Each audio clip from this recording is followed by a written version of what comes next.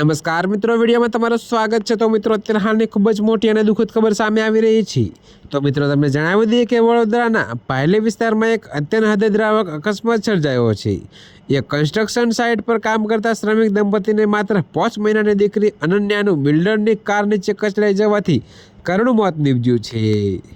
જી હા મિત્રો, તો માતા પિતા કામમાં વ્યસ્ત હતા અને દીકરી ગેટ પાસે ગોદડીમાં સૂતી હતી ત્યારે જ કાળ બનીને આવેલી ઇનોવા કારે પરિવારને ખુશીઓ છીનવી લીધી હતી।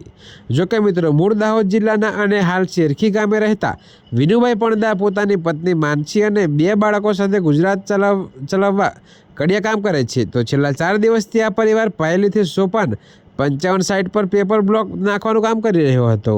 જોકે મિત્રો, 19 ડિસેમ્બરની સવારે વિનુભાઈ અને માનસીબેન કામે લાગ્યા હતા।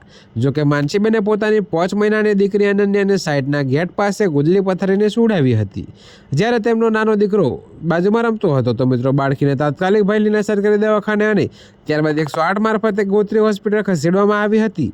જોકે હોસ્પિટલ પહોંચતા જ ફરજ પરના તબીબે અનન્યાને મૃત જાહેર કરી હતી। તો મિત્રો, વડોદરા તાલુકા પોલીસે આ મામલે ગુનો નોંધી તપાસ હાથ ધરી છે। જોકે સાઇટ પર લાગેલા સીસીટીવી ફૂટેજ મેળવવાની તજવીજ શરૂ કરવામાં આવે છે।